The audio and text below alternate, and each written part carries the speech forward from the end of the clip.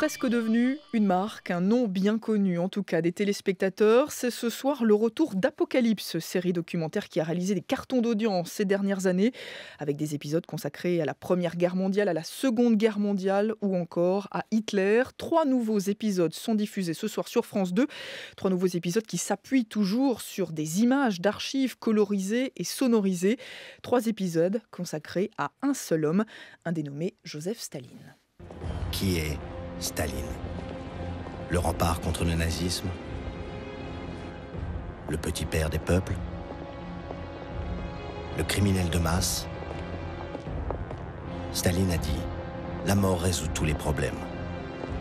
Pas d'homme, pas de problème. » Et les auteurs de cette série documentaire sont avec nous, Comment Isabelle a-t-il Clark étendu et Daniel son pouvoir Costel. sur la moitié Bonjour de la à tous les deux. Bonjour. Alors on l'a entendu dans cet extrait, qui est Staline?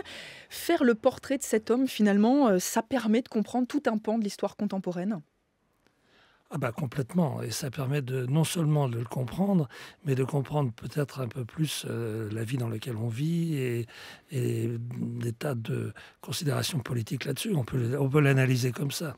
Mais c'est avant tout ce que Isabelle Clark et moi nous voulons, c'est-à-dire un grand film, voilà, un grand film. D'ailleurs, vous refusez, on en parlait un petit peu avant l'interview, je vais rien dévoiler, mais vous refusez le terme pédagogique. Pour vous, ce n'est pas un outil pédagogique, c'est vraiment un film à part entière. Oui, parce que on n'est pas asséner, on n'est pas là pour asséner l'histoire, on est là au contraire pour qu'elle transparaisse de la vie, du fracas des bombes. Enfin, je crois que tu voudrais là-dessus justement dire à quel point c'est important aussi. Je pense qu'on réussit peut-être le petit miracle de faire un film et aussi d'avoir ce soit un outil pédagogique. Parce qu'avant tout, ce qu'on souhaite, c'est réveiller les consciences des jeunes gens, les bousculer. Alors on fait appel à des outils contemporains, on sonorise, on remet en couleur, mais voilà, avant tout c'est ça. Et il y a quelques années, on a voulu raconter ce siècle à notre fille. Et aujourd'hui, on a des témoignages très très touchants. Notamment, on a une jeune fille qui a 16 ans, je me permettrai de la citer, elle s'appelle Audrey. Elle nous a écrit une très jolie lettre et j'adore sa signature. C'est Audrey, 16 ans, passionnée d'histoire grâce à vous. C'est-à-dire que vous avez l'impression que vous réussissez votre mission quand vous recevez ce genre de témoignage. Ah, complètement. On en est très fiers, très heureux, parce que, ils ont appris des trucs, mais en même temps, ça les a angoissés, passionnés. Voilà, c'est ça, c'est la clé du succès, c'est ça. C'est des grands films que nous faisons, parce que nous venons tous les deux du cinéma. Et pour ça, il faut saluer le service public de sa politique documentaire, de mettre le documentaire en prime time. J'espère de tout cœur qu'on continuera. En tout cas, merci de nous avoir offert cette très belle aventure, puisque depuis 2009, on raconte l'histoire pour le plus grand nombre. Et voilà, j'aurais salué France 2, Fabrice, Barbara et Louis Vaudeville, notre producteur, qui prend énormément de risques. Parce qu'on va le raconter pour ceux qui ne connaissent pas encore, ils ne sont pas nombreux, ceux qui ne connaissent pas encore Apocalypse, ce sont des films qui sont uniquement faits à base d'images d'archives, que vous colorisez ensuite, que vous montez. Non, le mot colorisé, pardon, excusez-moi, je coupe. Je déteste ce mot. Non, nous disons remis en couleur. Ouais. Parce qu'en réalité, le noir et blanc était une amputation. C'est pas normal. D'ailleurs, depuis le début du cinéma, Louis Lumière, qui est un des grands inventeurs du cinéma, il a essayé d'inventer aussi la couleur. Et il y a réussi. Il y avait l'autochrome lumière qui doit dater de 1905, chose comme ça, et qui était un procédé de couleur. Vous voyez, les progrès, si vous voulez, amènent la couleur à partir des années, disons, 1940, mais aujourd'hui, à partir du moment où les progrès nous permettent de restituer cette couleur grâce à une batterie d'historiens, parce que nous faisons ça, c'est historiquement très fondé. Tous les détails des costumes, des bâtiments, de tout, même de la saison, enfin, tout ça est... Il y a une batterie d'historiens et d'assistants qui s'occupent de ça, et toute cette remise en couleur, c'est pour nous, non pas pour faire beau, c'est historiquement important. Et il se trouve qu'en même temps, c'est ça qui permet de retrouver le passé comme on retrouve les informations, l'actualité télévisée. Il a fallu un énorme travail de recherche, d'archives d'ailleurs, pour exhumer des images, notamment de Staline jeune, parce qu'il y a très peu d'images. Il y avait très très peu d'images. Staline est clandestin, est un révolutionnaire clandestin. Il fait des hold-up, enfin il est recherché par la police. Donc jusqu'à l'âge de 38 ans, il est très peu filmé. On a réussi à avoir toutes les photos de Staline qui existaient. Y compris celles provenant de la police du tsar aussi. Alors les photos effectivement les fiches de police, et puis on a des images de sa mère. Alors pour vous dire, vous apprendrez quelle était sa taille, son poids, etc. C'est presque un travail d'enquêteur finalement. Ah, complètement. Oui. On est des fouilleurs comme ça, des archéologues, enquêteurs. On est d'abord des cinéastes. Je veux dire, bon, tout ça, ce sont des plans qui nous arrivent avec parfois des rencontres incroyables, parce que on rêve d'avoir telle situation, Staline qui rentre au séminaire, choses comme ça. On les a. Ça nous arrive comme ça. C'est vraiment. Mais on a quoi? On a 100 fois le métrage. 100 heures pour une heure. Et donc, il y a beaucoup d'images qui proviennent des archives d'État russes.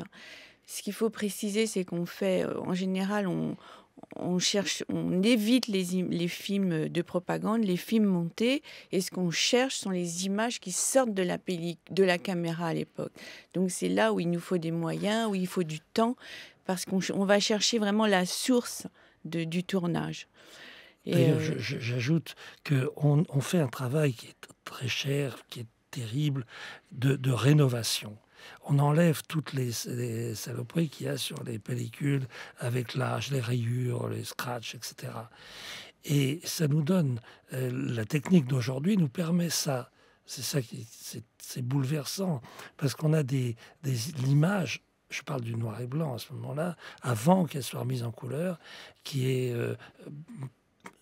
souvent meilleure, mieux contrastée, et toute neuve, quoi, comme si elle sortait de la caméra d'un journaliste allemand des années 1942 ou 1943. Parce qu'il y a le travail de recherche, on en a parlé, il y a le travail de restauration, le travail de mise en couleur, voilà, pour utiliser le terme que vous utilisez tout à l'heure. Et il y a aussi le récit. Raconter cette histoire, c'est là aussi où vous intervenez, c'est-à-dire d'en faire vraiment une histoire accessible à tous. Alors, vous savez, on est une grande équipe, on a à peu près 60 personnes, donc 70 personnes qui ont travaillé sur le projet. Mais ce qu'il faut vous dire, c'est qu'avec Daniel, on est des artisans. Hein. C'est-à-dire que le film se fait vraiment dans la salle de montage, avec Daniel, à 4 mains, avec 2 cerveaux, 4 mains. On l'écrit en même temps qu'on le monte. Pas seulement dans la salle de montage, parce que à 2 heures du matin, on en est encore à se disputer sur l'interprétation de... On est des étudiants, vous savez, on travaille sur toute une série d'ouvrages et on arrive à... Mais donc, oui, on est tous les deux donc dans la salle de montage. Il y a des moments terribles. Je vous avoue que ça a été, faut pas le dire, mais ça a quand même été une épreuve. Pas mal d'obstacles pendant ce montage. Mais c'est surtout que je crois qu'on est passionné. On est passionné on est obsédé à redonner la vie à cette histoire. Et en fait, avec Daniel et toute l'équipe, je crois, parce qu'on a l'équipe du son, Gilbert Courtois, c'est pareil, c'est un collectionneur fantastique. Il remet le son sur ces images. On est obsédé par la justesse. Obsédé par ça, avec des outils contemporains, redonner la réalité à ce récit. On est obsédé aussi par ne jamais ennuyer, On est obsédé par cette espèce de force qu'il faut créer. Enfin, je suis pas sûre que ce soit une obsession, parce qu'on est contraint aussi. On nous reproche souvent de mettre des plans très courts. Alors il y a 600 plans dans le monde. Mais malheureusement, la pellicule à l'époque était précieuse, elle coûtait cher, et les caméramans coupaient très vite. Alors on a des plans très courts et lorsqu'on a un plan séquence, on est très heureux. Mais ça fait du mouvement. Oui, mais d'ailleurs, on commence avec un plan séquence sur Staline. Parce que à chaque discours, il demande à être applaudi une vingtaine de minutes. Et on avait sur Rush 20 minutes, vous imaginez. 20 minutes d'applaudissements. Bon, on a été obligé de le raccourcir. Mais c'est vrai que quand on a des métrages comme ça, on prend beaucoup de plaisir à pouvoir les montrer aux téléspectateurs. Vous verrez, c'est une émission formidable. Alors ce soir, les 3 épisodes, ils vont de la naissance de Staline à la fin de la guerre, à 1945. Ça veut dire que la suite de l'histoire, ce sera de prochains épisodes d'Apocalypse? Absolument, ça sera dans le cadre d'une grande série, Apocalypse, la guerre des mondes.